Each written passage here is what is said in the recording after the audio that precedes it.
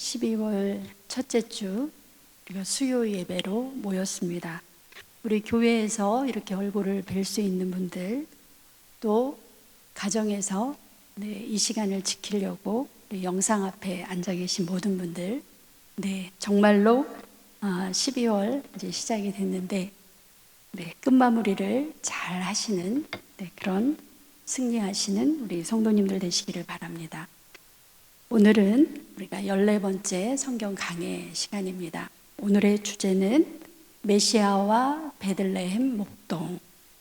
성경 본문은 이사야서 40장에서 66장, 또 미가서, 이렇게 성경 두 곳을 같이 보겠습니다.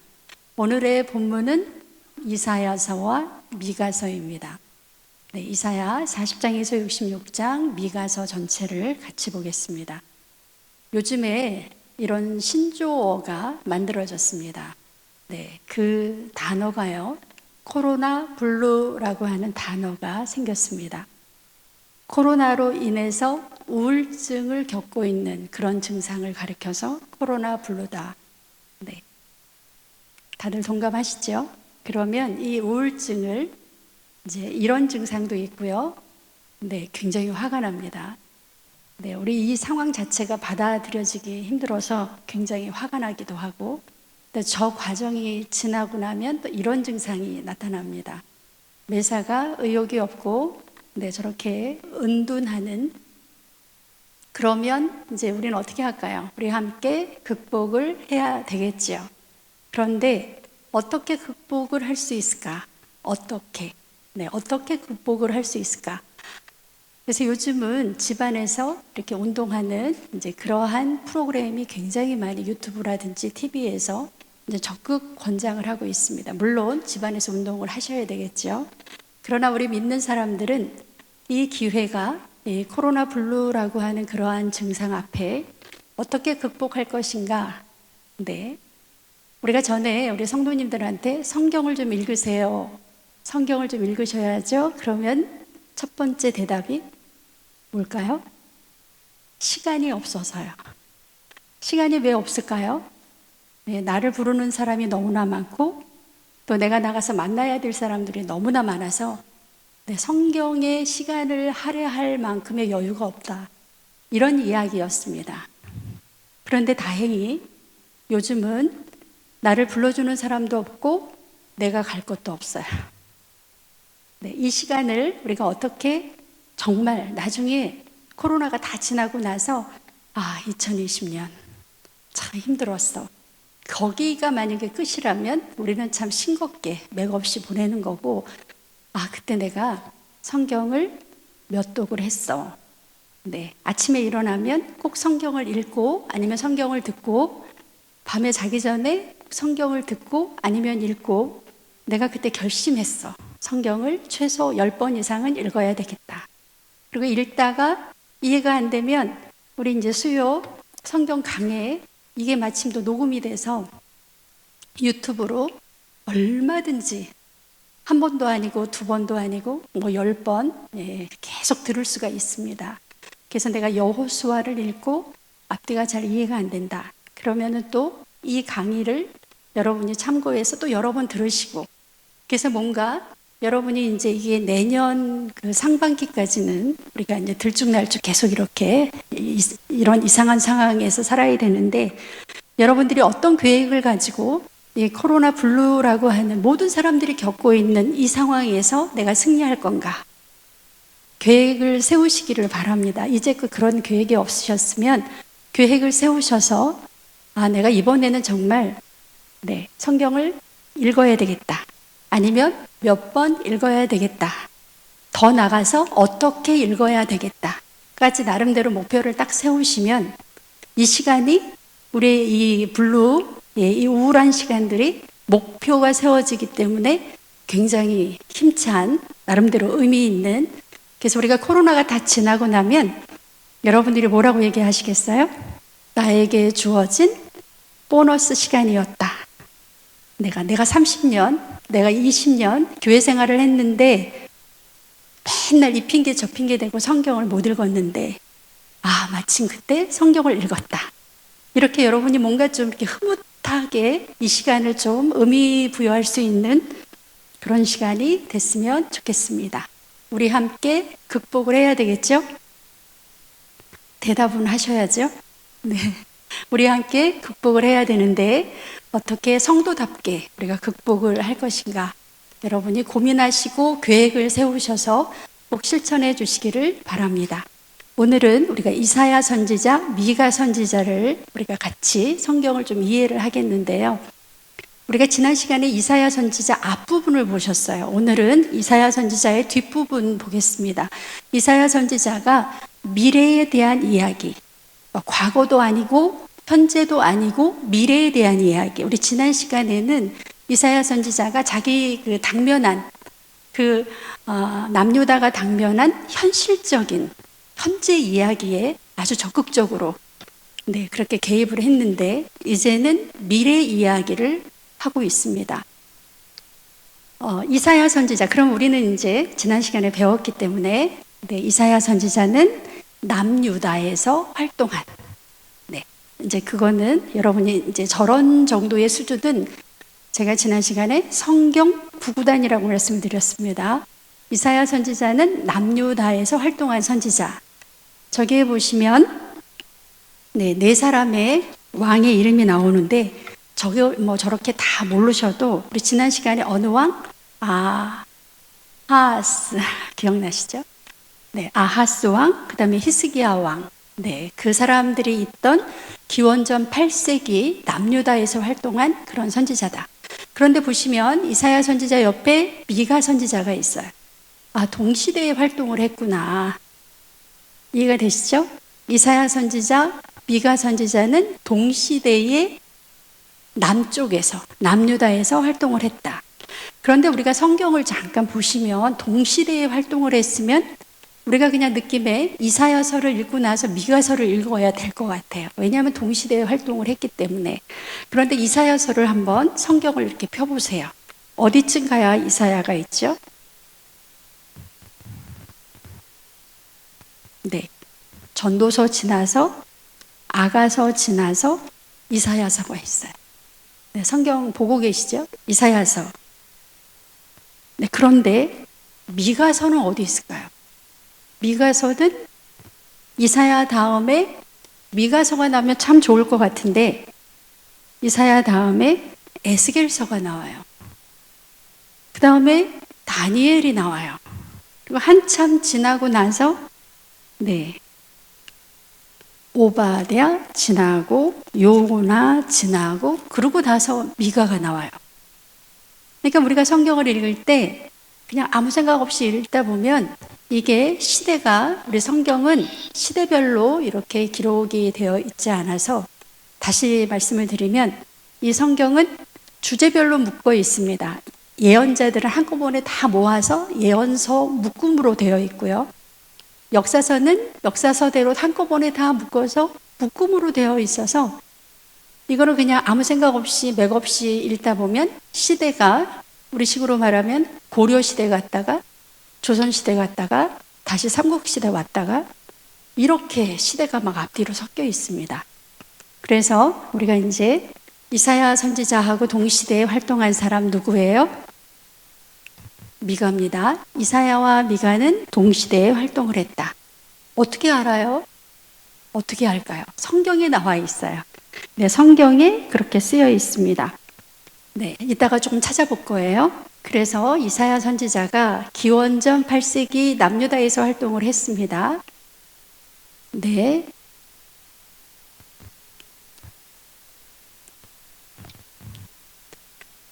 선지자가 글을 쓰는, 우리가 이제 이사야서는 66장까지 있는데 과거 이야기를 하면서 현재 이야기를 다루는, 그런데 오늘 우리가 보시는 이제 미래 이야기는 당시 아수르의 굉장히 위협을 받고 나라가 풍전등화에 있는 전혀 가능성이 없어 보이는 그 현실을 바라보면서 미래 이야기를 하고 있습니다. 아직 남유다가 망하지 않았는데 미래 이야기가 뭘까? 남유다에서 활동한 선지자가 바라보는 미래의 역사. 이제 두 가지를 보겠습니다. 네, 글씨가 굉장히 작아졌네요. 네, 보겠습니다. 첫 번째는 미래 이야기를 하는데 아직 나라가 망하지 않았어요. 남유다는 바벨론에 의해서 나라가 망하는데, 나라가 망하지도 않았는데 이사야 선지자가 무슨 이야기를 하냐면 바벨론의 나라가 망하잖아요. 근데 바벨론에서 귀환할 거다, 돌아올 거다, 이런 예언을 하고 있습니다. 네, 굉장히 예언이 앞서 나가죠. 예, 나라가 망합니다. 뭐 그 정도면 좋겠는데, 예, 바벨론의 망에서 그 망한 나라에서 돌아온다, 이런 예언을 하는 거예요. 그러니까 저 부분은 또 나중에 또 보고, 두 번째 예언, 여러분이 잘 아시는, 네, 어떤 예언을 하냐면 예수님 이야기를 하는 거예요. 이게 언제라 그랬죠? 기원전 8세기, 800년 전에 예수님에 대한 이야기를 하고 있어요. 예수님이 예수님의 사역을 이제 먼저 알려준 사람 세례 요한, 그 다음에 예수님의 탄생, 예수님의 고난받는 이야기가 이사야서에 있어요. 네, 그래서 이사야서를 보시면, 네, 이사야를 통한 예수님의 공생애, 그래서 가운데가 이사야인데 이사야서가 예수님의 공생의 앞뒤 이야기를 다 하고 있다. 예, 예수님이 사역하기 전에 이야기는 세례 요한의 이야기입니다. 세례 요한의 이야기를 이사야가 하고 있는 거예요. 기원전 예수님 오시기 800년 전에 하고 있습니다. 어디서 하냐면 이사야 40장 3절에서 하고 있고, 그 다음에 예수님의 십자가 사역의 맨 마지막 부분을 또 이사야 선지자가 이야기를 하고 있습니다. 그러니까 예수님의 공생의 전체에 대한 그 큰 밑그림을 이사야 선지자가 이제 우리에게 보여주고 있습니다. 그러면 이사야 40장 3절의 이야기가 뭘까요? 이사야 40장 3절의 이야기. 네. 네, 이게 이제 컴퓨터가 이렇게 호환이 되면서 글씨체가 바뀌었어요. 그래서 글씨가 굉장히 작아져서 죄송합니다. 원래는 좀 컸었는데, 40장, 이사야 40장 3절, 제가 그냥 읽어드릴게요. 외치는 자의 소리여 이르되 너희는 광야에서 여호와의 길을 예비하라. 사막에서 우리 하나님의 대로를 평탄하게 하라. 외치는 자의 소리여, 누구를 얘기하나요? 세례 요한이에요. 네, 우리가 이제 이사야서만 읽으면 외치는 자의 소리가 이게 도대체 뭐야? 왜 광야에서 외쳐? 뭐 이렇게 이 말 자체만 우리가 이사야의 예언, 미래에 대한 예언의 이야기만 들으면 긴가 민가, 이게 도대체 무슨 뜻이지? 거의 50%밖에는 이해가 안 돼요. 단어를 이해 못하는 건 아닌데 광야에서 외치는 자의 소리요. 이게 도대체 무슨 상황이지? 우리가 이제 그 정도 이사야서를 사실은 잘 몰라요. 저 말이 뭘 뜻하는 거지? 그 다음에 또 이사야가 마지막 부분에 가서 64장 8절에 가면 여호와여 이제 주는 나 우리의 아버지시니이다, 이런 고백을 합니다. 여러분, 구약에서 하나님을 아버지라고 고백할 수 없어요. 네, 하나님을 아버지라고 고백하는 것은 누구 때 와서 예수님이 비로소 아버지여 내 영혼을 아버지 손에 부탁하나이다, 이 하나님을 아버지라고 부를 수 있는 그런 세상이 온다 라고 하는 이야기입니다. 하나님을 뭐라고 부른다고요? 아버지라고. 네, 그래서 이사야서를 저 부분만 딱 읽을 때는 이게 뭐야? 어떻게 하나님을 아버지라고 부르지? 생뚱맞는, 네, 잘 이해가 안 가는 그런 상황인데, 저 상황이 예수님에 와서 그대로 이루어지는 것을 볼 수가 있습니다. 그래서 우리가 이사야 선지자에서 뭘 알 수가 있느냐? 네, 성경은 예수 그리스도에 대한 십자가 이야기로 가득 차 있다. 심지어 어디에도? 구약에도. 그런데 몇 년 전, 800년 전에 선지자의 글에서도 선지자의 외침이 누구를 향하고 있어요? 예수님을 향하고 있습니다. 그래서 예수님이 뭐라 그러셨냐면 누가복음 24장 27절에 자신을 설명할 때, 예수님이 당신을 설명할 때 뭐라고 했냐면, 이에 모세와 모든 선지자의 글로 시작하여 모든 성경에 쓴 바 자기에 관한 것을 자세히 설명하시더라. 네, 먼저 모세라는 것은 모세가 쓴 모세오경, 율법서 전체를 가리킬 때 신약에서 저런 표현을 썼어요. 모세의 글 또는 모세오경. 네. 그러니까 앞에 창세기, 출애굽기, 레위기, 민수기, 신명기 요거를 얘기할 때 모세의 글 이렇게 말을 합니다. 그다음에 모든 선지자의 글로 시작하여 성경에서 자기에 관해서 쓴 것, 누구에 관해서? 예수님에 관해서 쓴 이야기를 예수님 스스로가 자세히 설명하시더라. 그래서 구약의 이야기는 누구를 설명해 주기 위한 그림자의 역할을 하고 있나요? 예수님을 설명해 줄 수 있는. 예수님에 와서야 이사야의 그 예언이 이거구나. 그땐 이게 무슨 뜻인지 잘 해석이 안 되는데 바로 이거구나 라고 예수님의 사역에 가서야 이해가 된다는 거예요. 그래서 조금 더 보겠습니다. 이사야를 통한 메시아 이야기. 메시아 이야기에서는 구약에 특히 오늘 본문의 이사야에서 장차 오실 메시아에 대해서 이야기를 합니다. 그런데 그 메시아를 어떻게 이야기를 하냐면 이사야 9장에서는 그 메시아, 이제 장차 오실 메시아의 이미지가 평강의 왕이다, 전능하신 하나님이다.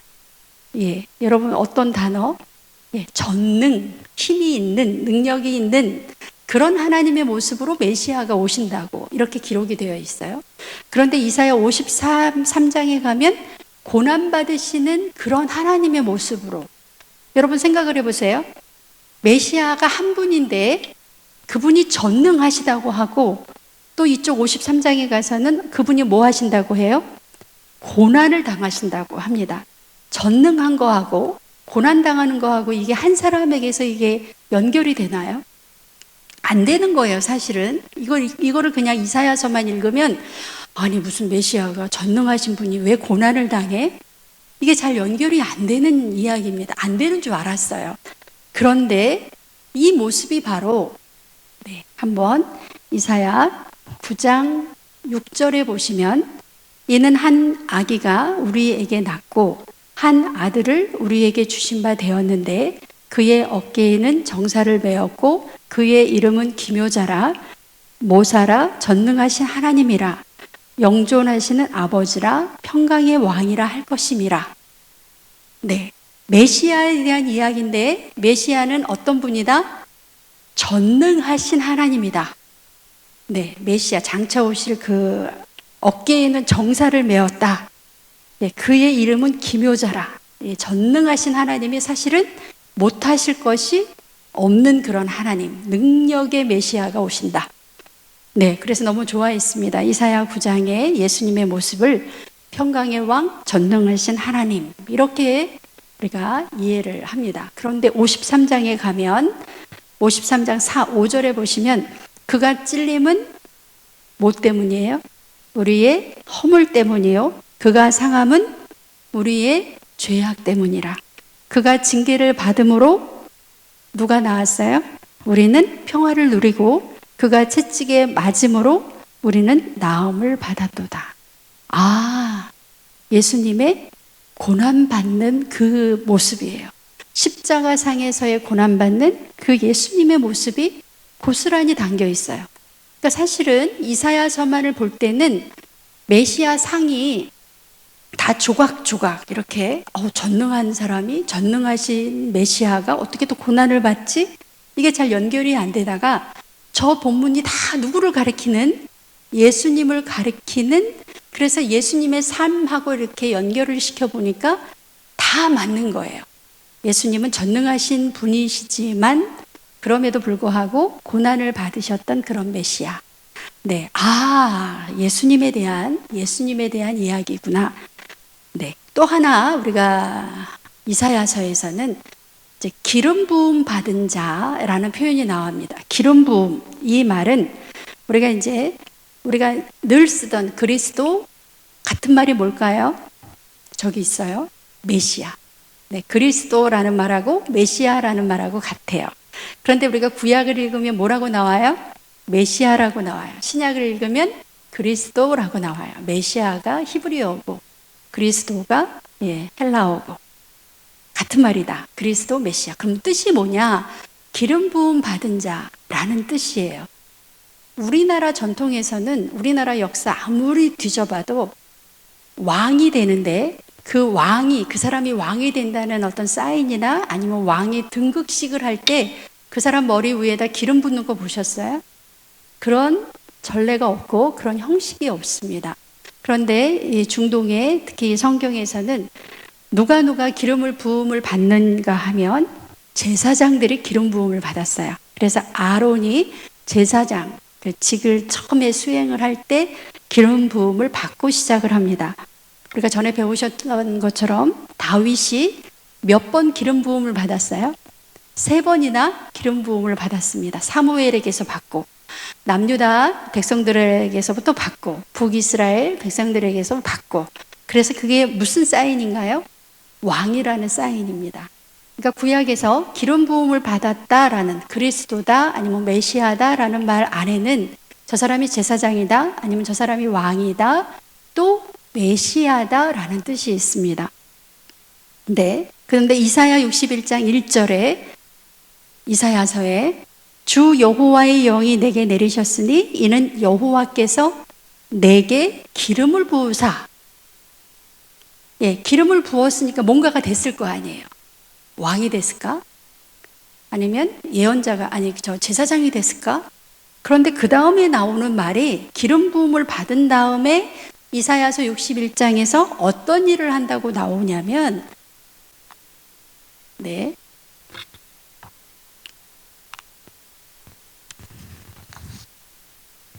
네.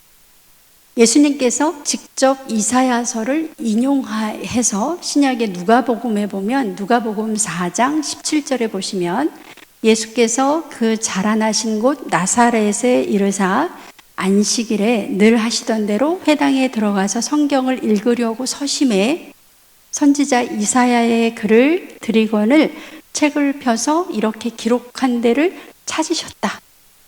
예수님께서 자기 고향 나사렛에 가서 회당에 들어가서 늘 하던 대로 성경을 이렇게 폈는데 마침 그때 이사야서를 누군가가 이렇게 예수님한테 읽으시라고 드린 거예요. 근데 예수님이 어디를 폈다고요? 바로 오늘 얘기하는 61장을 피셨어요. 근데 그 내용이 뭐냐면 이사야 61장에 그 장차 올 메시아가 지금 뭐를 받았어요? 기름 부음을 받은 다음에 그가 하는 일에 대해서 나오는데 네. 글씨가 작아서 죄송합니다. 네, 이사야 61장에 보시면 가난한 자에게 뭐를 줘요?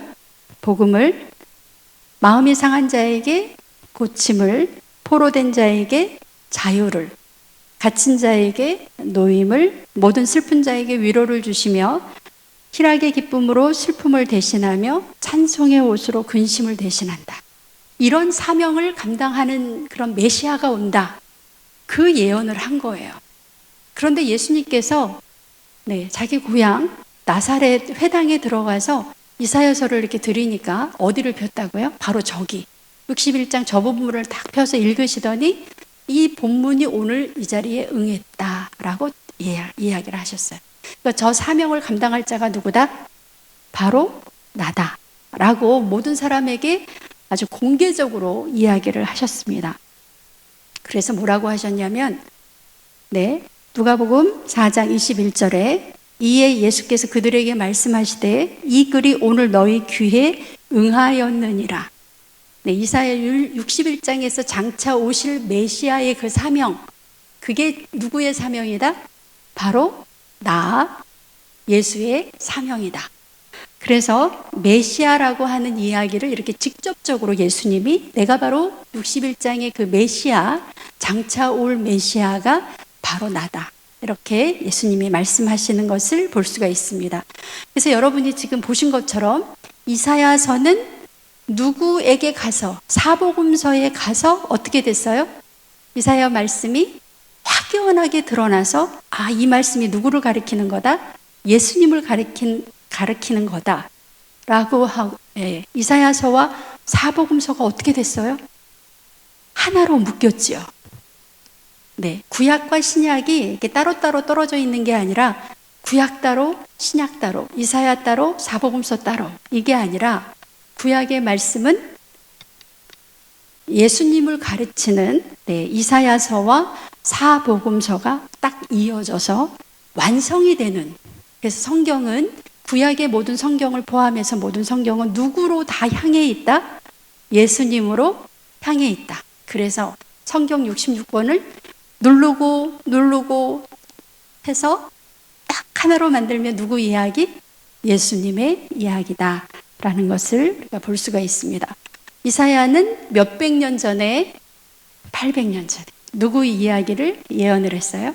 장차 오실 예수님의 사역과 예수님의 모습을 우리에게 보여주고 있습니다. 네, 아까 우리가 미가 보신다 그랬잖아요. 미가서는 저 뒤에 있어서, 그리고 분량도 7장밖에 안 돼서 여러분이 얼마나 관심 있게 미가서를 읽으셨는지 모르겠습니다. 아까 미가서는 이사야하고 동시대 사람이다.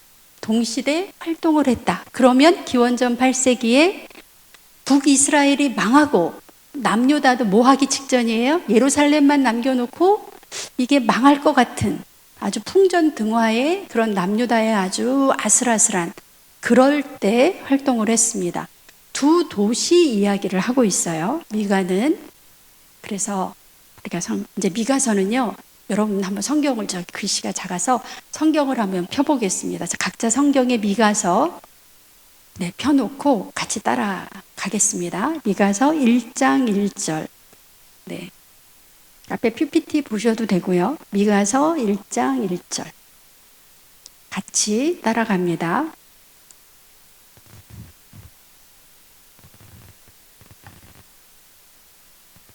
네.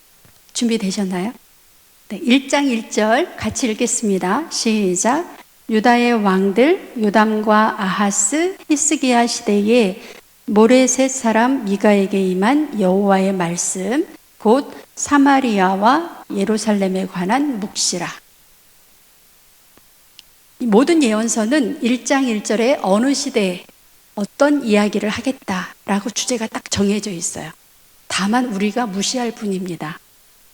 우리가 몰라서도 무시하고 잘 이렇게 중요성을 몰라서 1장 1절에 보시면 어느 시대다? 여기서 말하는 유다는 남유다잖아요.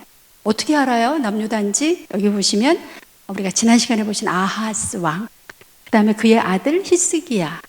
아, 이사야하고 동시대 사람이구나. 그런데 미가는 아까 그 이사야 선지자는 뭐 나라가 망하는 이야기, 동맹하지 말아라, 뭐 큰 이야기, 하나님께서 세계를 경영하신다, 이런 좀 거대 담론을 이야기하는 거에 비해서 미가는 잔잔해요. 눈에 확 들어와요. 나는 뭐 하겠다? 뭐에 대해서? 사마리아와 예루살렘에 관한 이야기를 하겠다. 어떻게 될 건지, 사마리아와 예루살렘에 대한 이야기. 그러면 여러분이 이제 북한의 평양, 남한의 서울, 그러면은 공통점이 뭐예요? 수도잖아요. 저기도 수도입니다.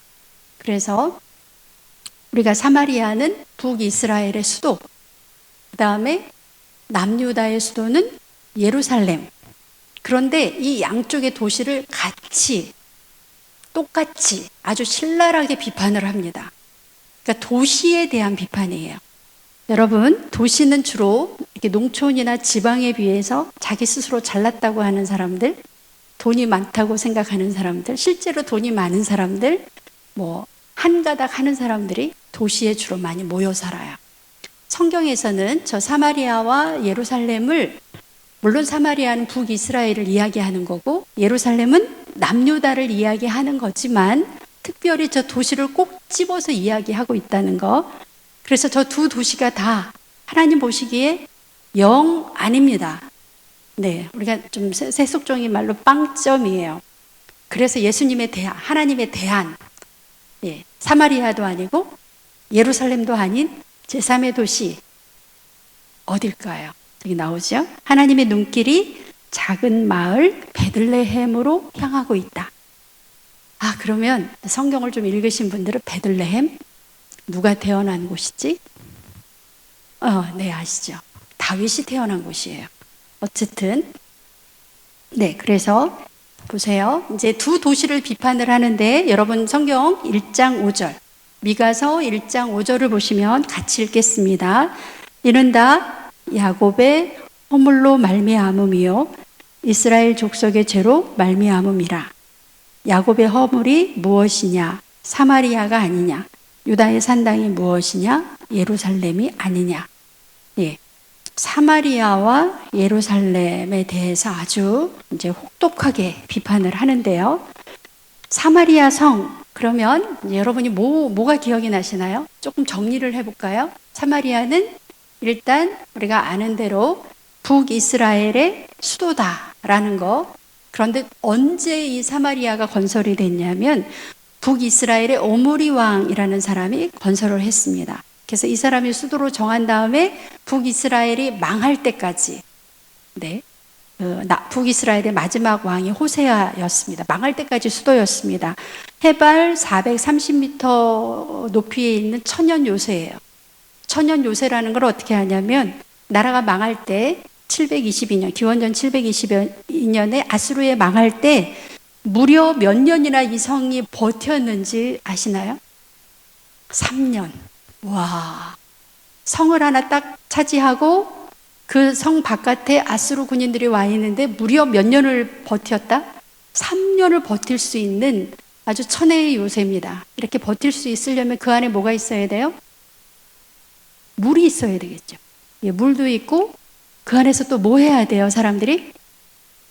3년 동안 굶을 수는 없잖아요. 그 안에서 자급자족이 가능한 그러면서도 난공불락에 누구 쳐들어올 수 없는 그런 기가 막힌 도시가 사마리아 성이었습니다. 그런데 이 성, 우리가 조금 더 성경을 보면서 보시면 열왕기상 16장에 보시면 이 성이 어떻게 만들어졌나 하는 게 나와요. 16장 23절에서 24절 제가 읽겠습니다. 유다의 아사왕 제31년에 오므리가, 아까 오므리 왕이 건설했다 그랬잖아요. 오므리가 이스라엘 왕이 되어 12년 동안 왕위에 있으며 디르사에서 6년 동안 다스리니라. 그가 은 2달란트로 세멜에게서 무슨 산을 샀어요? 사마리아 산을 사서 그 산 위에 성읍을 건축하고 그 건축한 성읍 이름을 그 산 주인의 이름을 따라서 사마리아라고 일컬었다. 이렇게 시작한 도시예요. 이렇게 시작한 도시인데 이 사마리아가 망했잖아요. 아수르에. 하나님께서 그냥 손을 놔버렸다고 우리 지난 시간에 배웠습니다. 아유, 하나님 너무하시지. 끝까지 좀 이렇게 붙들고 가시지. 근데 이거를 보시면 여러분 그런 얘기가 안 나오실 거예요. 사마리아 성 안에서 벌어지는 일에 대해서 성경의 그 일부를 지금 가져왔지만 여러분이 미가서를 읽어보세요. 정말 와, 그 도시 안에서 어떻게 이런 일이 벌어질 수 있지 하는 이야기입니다. 아까 미가서 펴놓고 계시죠? 미가서 3장 1절에서 3절. 네, 조금 끔찍한 내용이 나오니까 그래도 읽어주세요. 미가서 3장 1절에서 3절 같이 읽겠습니다. 내가 또 이르노니 야곱의 우두머리들과 이스라엘 족속의 통치자들아, 들으라. 정의를 아는 것이 너희의 본분이 아니냐. 너희가 선을 미워하고 악을 기뻐하여 내 백성의 가죽을 벗기고 그 뼈에서 살을 뜯어 그들의 살을 먹으며 그 가죽을 벗기며 그 뼈를 꺾어서 다지기를 냄비와 속 가운데에 담을 고기처럼 하는도다. 예, 이래서 나라가 망했고요. 하나님도 더 이상 사마리아에 미련을 두지 않았습니다. 누구를 두고 얘기하냐면 3장 1절에 야곱의 우두머리들과 이스라엘 족속의 통치자들아, 그러니까 지배하는 사람, 권력에 있는 사람, 이 북이스라엘을 통치하고 있고 그 다스리는 그 권력 가진 사람들, 부유한 사람들, 이런 사람들이 그 가난한 사람, 불쌍한 사람들을 어느 정도로 착취하고 있는지, 여러분 이런 표현이 글을 써도 이렇게 쓸 수 있을까요? 아니, 사람이 가죽을 벗긴다, 이 얘기는 우리가 많이 이렇게 이제 통상적으로 듣는 표현인데, 가죽을 벗기는 거에서 그치는 것이 아니라,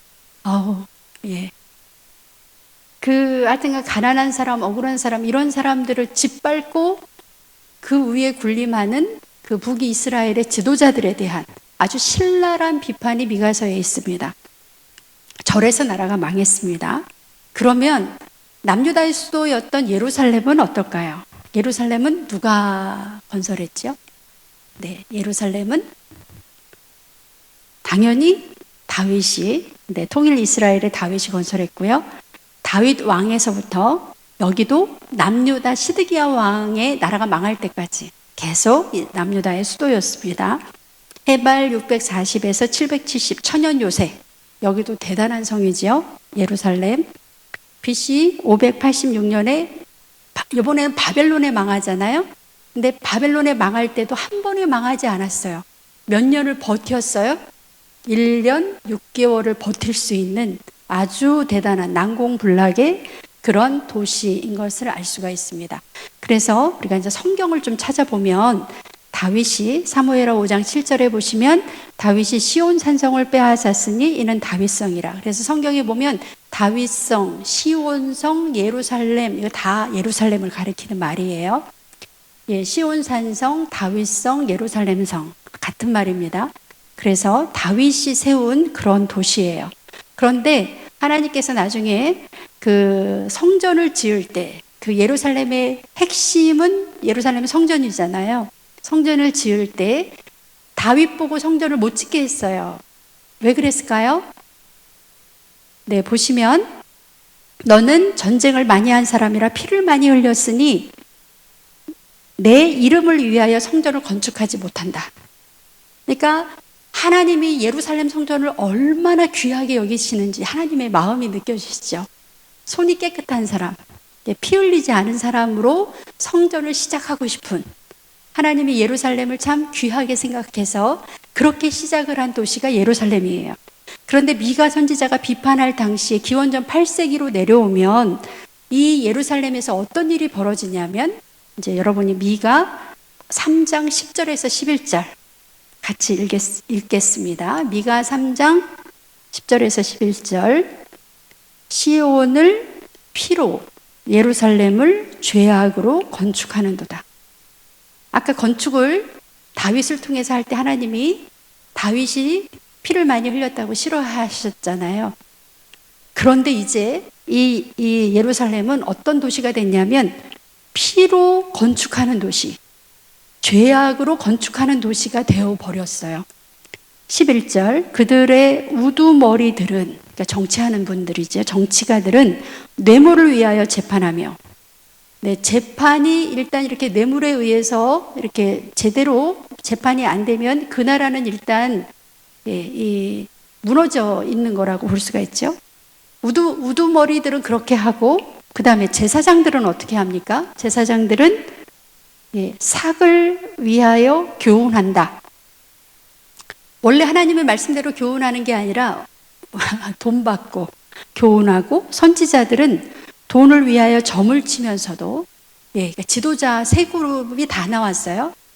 뭐뭐 나왔어요? 정치하는 우두머리들, 그 다음에 제사장, 또 선지자, 이 모든 사람들이 다 같이 타락을 했습니다.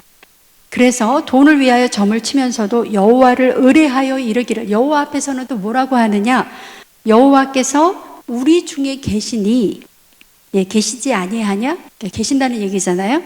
우리에게 임하지, 재앙이 우리에게 임하지 아니하리라 하는도다. 네, 온갖 죄를 다 저지르면서도 하나님이 우리 가운데 있으니 우리에게는 뭐가 오지 않는다? 재앙이 오지 않는다라고. 와, 이게 앞뒤가 말이 맞습니까? 하나님이 우리 가운데 있는데 어떻게 이런 죄악을, 어떻게 이런 도시를, 이런 나라를 만들 수 있겠습니까? 그러니까 완전히 마비가 돼서 하나님이 우리 중에 있으니까 우리가 이렇게 나쁜 일을 해도 재앙이 우리에게 임하지 않는다. 여러분, 이런 나라가 희망이 있습니까? 희망이 없는 거예요.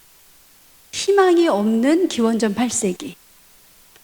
네, 이 시대에 하나님의 이 사명을 들고 말씀을 들고 서 있던 미가는 이런 완전히 썩을 대로 썩고 아무런 미련이 없는, 아무런 희망이 없는 이 도시 말고 하나님께서 새로운, 네, 그래서 미가가 이렇게 이야기를 합니다. 미가 6장으로 가볼까요? 미가 6장에 가면 이런 이 도시, 이런 사회를 가리켜서 미가 6장 7절에 이렇게 이야기를 합니다. 여호와께서 천천의 숫 양이나 만만의 강물 같은 기름을 기뻐하실까? 그러니까 정말 하나님 앞에 좀 떡 벌어지게 제사를 지내서 막 숫 양을 바쳐서 거기서 엄청난 기름이 또 막 나오잖아요. 얼마나 많은 양을 잡으면 강물 같은 기름이 나오겠습니까? 그런 거를 기뻐하실까? 아니라는 이야기죠. 또 내 허물을 위하여 내 마다들을, 내 영혼의 죄로 말미암아 내 몸의 열매, 내 몸의 열매라는 말하고 내 마다들하고 같은 말이죠. 그러니까 내가 죄 용서를 받기 위해서 내 마다들을 제물로 바쳐야 될까? 아니죠. 예, 그런 하나님이 아닙니다. 그러면 어떤 하나님이세요? 하나님은 뭘 원하실까요? 네, 하나님은 이거를 원합니다. 하나님은 미가서 6장 8절입니다. 같이 읽어보겠습니다. 사람아, 주께서 선한 것이 무엇임을 내게 보이셨나니. 그러니까 선한 것이, 하나님이 원하시는 것이 무엇인가를 나에게 보여주셨다. 여호와께서 너에게 구하는 것은, 하나님이 원하시는 건 뭐예요? 오직 정의를 행하며 인자를 사랑하며 겸손하게 내 하나님과 함께 행하는 것이 아니냐.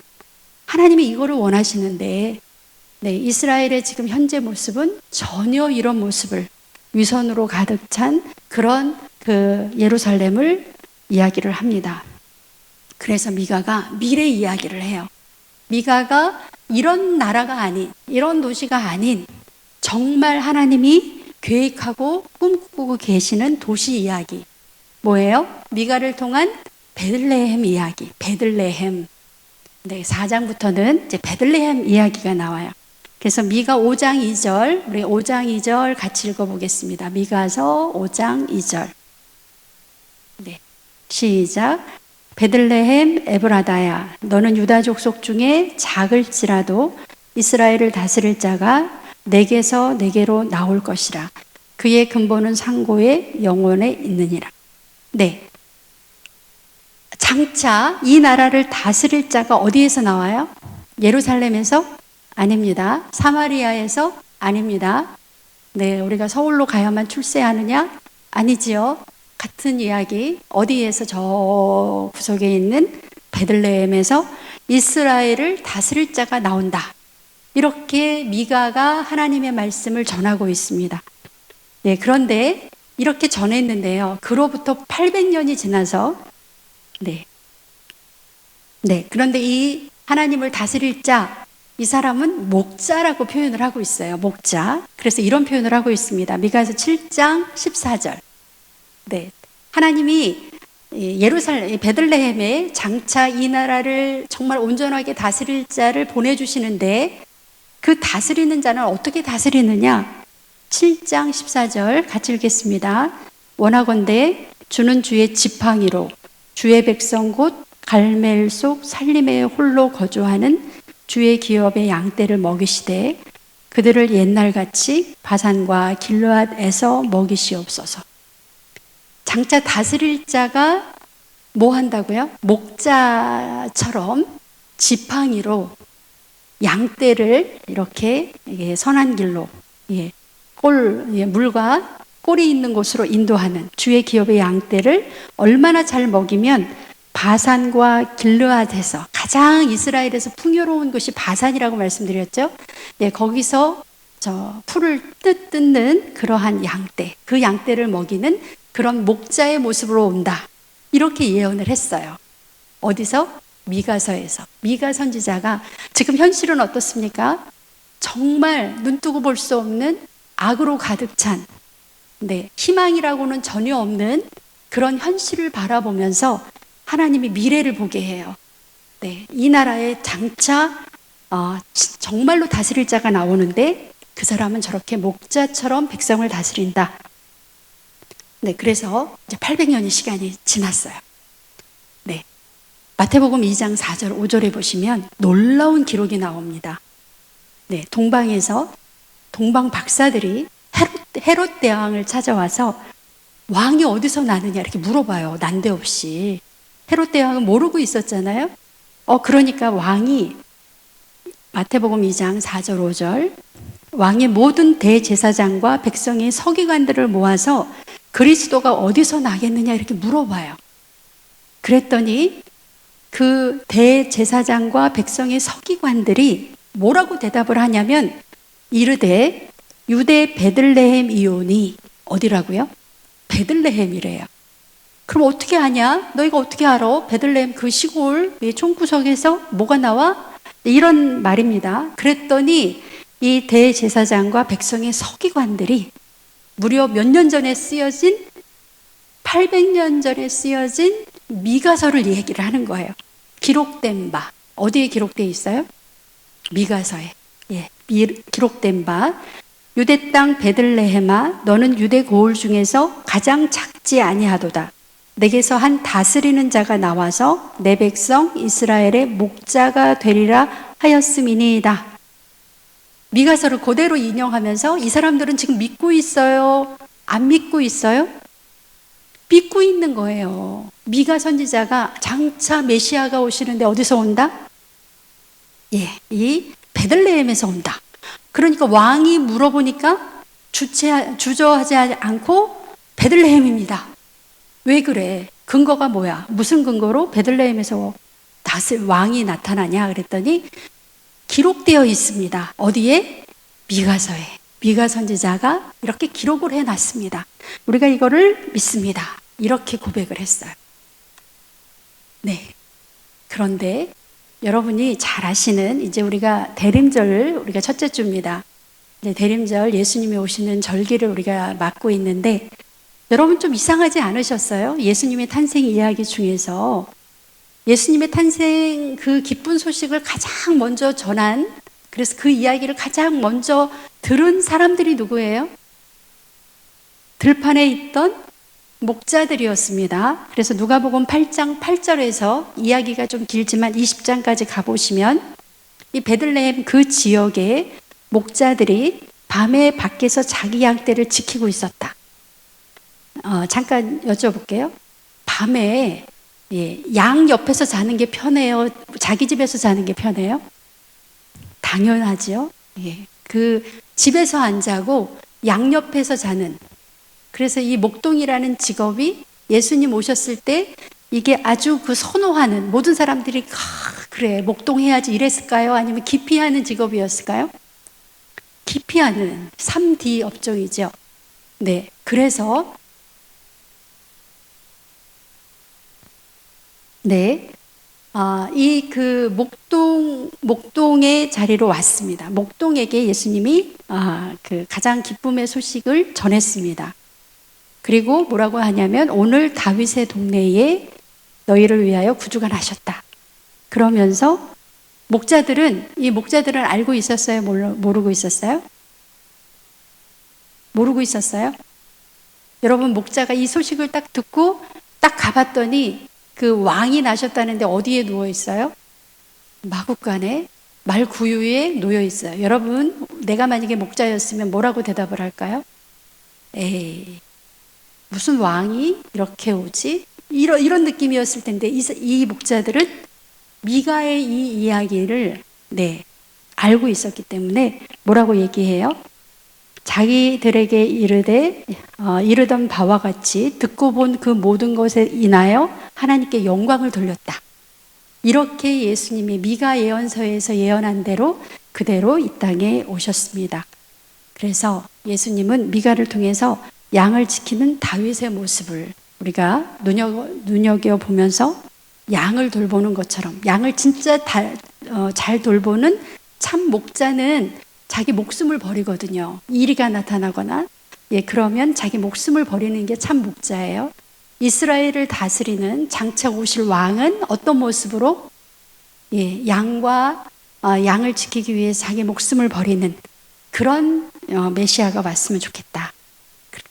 그래서 베들레헴 목동 이야기의 징검다리가 바로 미가서다라는 것을 알 수가 있습니다. 이 그림 설명하고 마치겠습니다.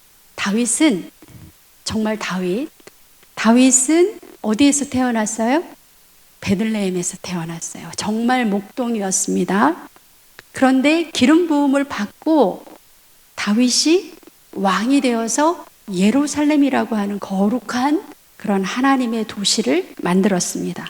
그래서 그 예루살렘에서 천년 모범이 되는, 예루살렘에 하나님의 그 궤를 옮기고 하나님의 어떤 모범이 되는 그런 도시를 만들었습니다.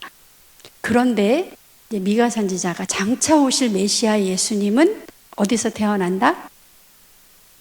네, 똑같이 베들레헴에서 예수님이 탄생을 하는데, 예수님이 베들레헴에서 앞으로 어떤 모습으로 이 이스라엘을 다스린다?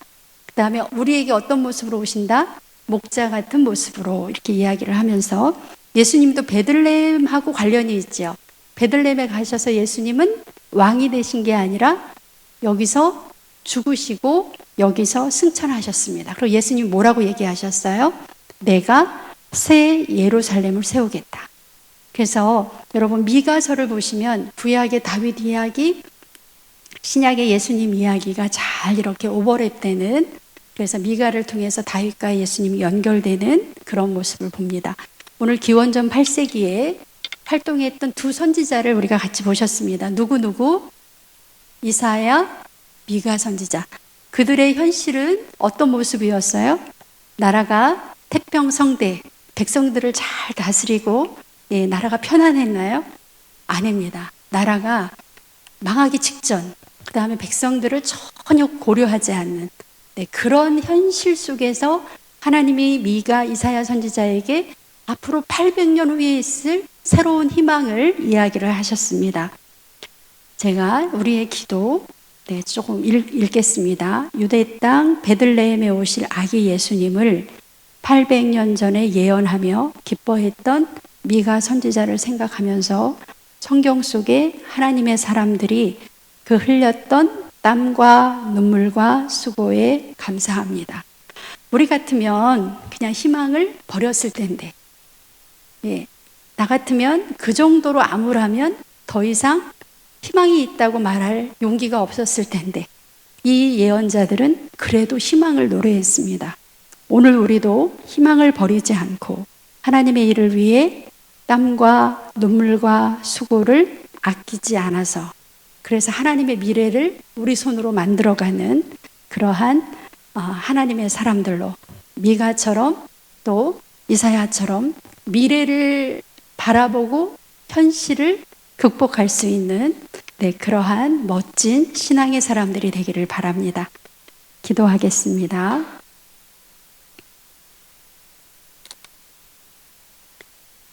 사랑의 주 하나님 감사합니다.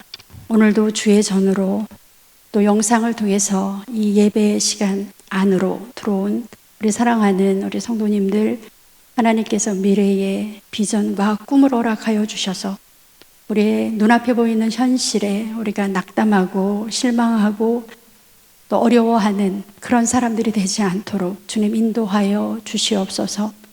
하나님, 이사야서와 미가서가 우리가 사복음서에서 하나를 비로소 완성이 된 것처럼 하나님께서 오늘 우리에게 예수님을 통해서 큰 희망을, 큰 비전을 우리에게 보여주십니다. 하나님, 우리 눈앞에 그 비전이 보이게 하시고 그 꿈이 우리의 꿈이 될 수 있도록 주님 도와주시옵소서. 오늘도 귀한 예물을 주님 앞에 드립니다. 마음과 정성과 뜻을 모아서 하나님 앞에 올려드립니다. 하나님께서 함께 하셔서 하나님께서 예비하신 모든 축복을 이 기도의 제목과 함께 그 가정에 또 그 마음 속에 하나님께서 듬뿍 허락하여 주시옵소서. 감사를 드리오며 예수님의 이름으로 기도합니다. 아멘.